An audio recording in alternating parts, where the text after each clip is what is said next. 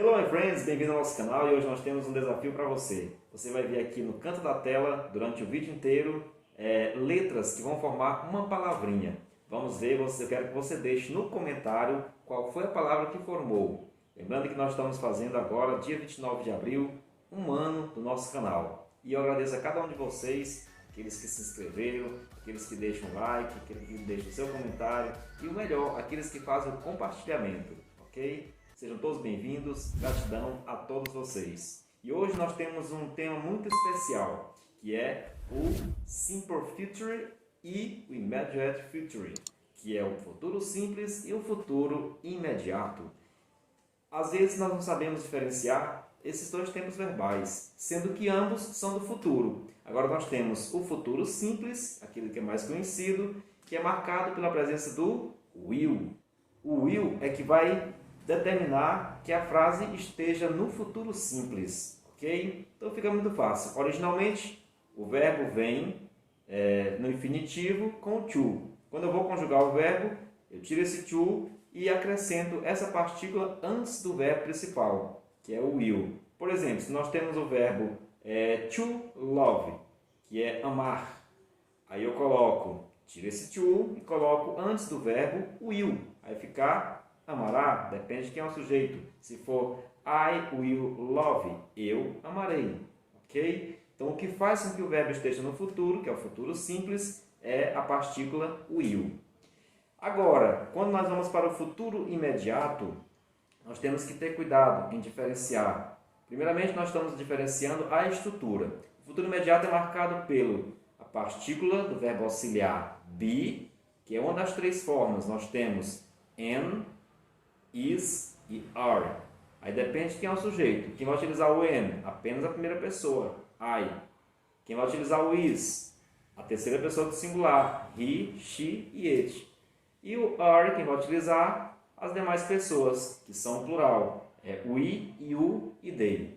Ok? Logo em seguida, após o verbo auxiliar, vem o going to, que é uma forma fixa. Ok? Então, primeiro, verbo to be, que é chamado auxiliar, am, is or are. Depois, going to.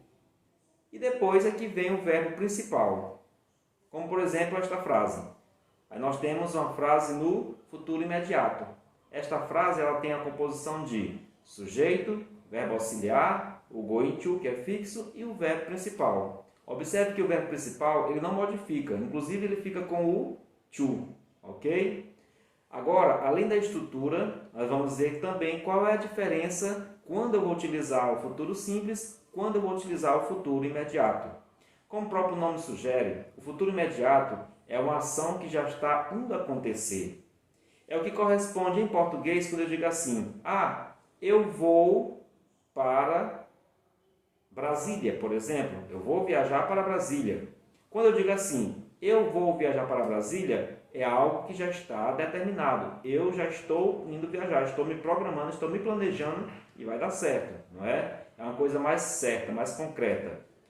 Aí esse am going to não significa necessariamente que é um gerúndio ou que eu estou indo viajar, mas é algo que eu vou viajar, algo que está próximo de acontecer, ok? Por exemplo, quando eu digo no futuro simples, aí eu tenho uma frase I will go, né? Ou então I will travel to Brasília. Eu viajarei para Brasília.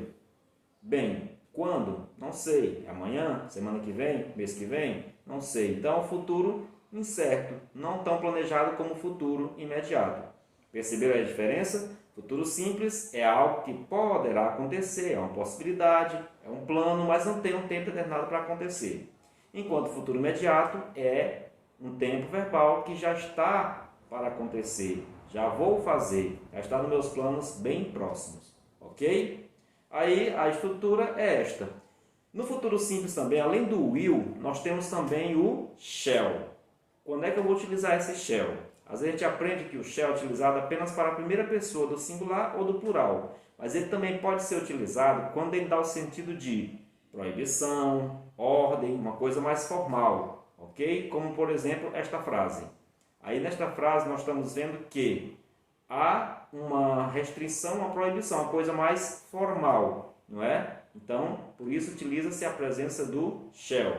Agora, quando é utilizado o shall na primeira pessoa do singular ou do plural, aí sim, eu estou fazendo um convite, uma coisa mais formal, ok? Aí, se eu utilizar o will, está correto? Sim, está correto, mas eu posso também utilizar o shall. Então, ele é mais utilizado para a primeira pessoa ou do singular ou do plural. Para eu fazer a negativa tanto de um como do outro, é só colocar o not logo após o verbo auxiliar. Por exemplo, no futuro simples, aí eu posso colocar ou I will not, ou então I won't. É a forma normal e a forma contraída, ou forma abreviada. Ok?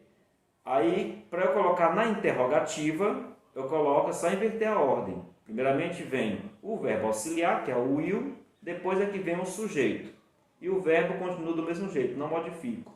E no final, sempre lembrar de colocar o ponto de interrogação. Agora, os tempos verbais, aliás, agora as formas negativo e interrogativo do futuro imediato. É só colocar o not depois do verbo auxiliar também. Depois do am, is ou are. Aí fica am, not, ou então is, not ou isn't, are, not ou aren't. Ok? Então é só colocar o not depois do verbo auxiliar, depois o verbo continua normalmente, não perde going to, o verbo também continua normal. E na interrogativa do futuro imediato, é só colocar primeiramente o verbo auxiliar, depois o sujeito, depois o verbo principal e no final, ponto de interrogação. Uma observação. Observe que nos tempos verbais é uma regra. Quando está na interrogativa, eu sempre coloco o verbo auxiliar no início, depois é que vem um sujeito. Ok? Em alguns tempos verbais, o verbo principal muda, mas nesses casos aqui o verbo continua do mesmo jeito, tanto na afirmativa, como na negativa, como na interrogativa. Ok? Então perceberam as diferenças entre futuro simples e futuro imediato? Futuro simples é algo que poderá acontecer, é um plano, mas ainda não é bem certo. Agora, o futuro imediato é uma ação que já vai acontecer. Está nos meus planos, eu vou fazer. Ok? Então, eu espero que tenha ajudado vocês no entendimento e que vocês possam continuar conosco. Lembre-se de se inscrever no nosso canal, deixar o seu like, deixar o comentário e comente qual foi a palavra que você encontrou ao final deste vídeo. Apareceu aqui na tela todas as letras e formou uma palavrinha. Deixe no comentário, compartilhe conosco, ok? Thank you very much, muito obrigado e até o nosso próximo vídeo.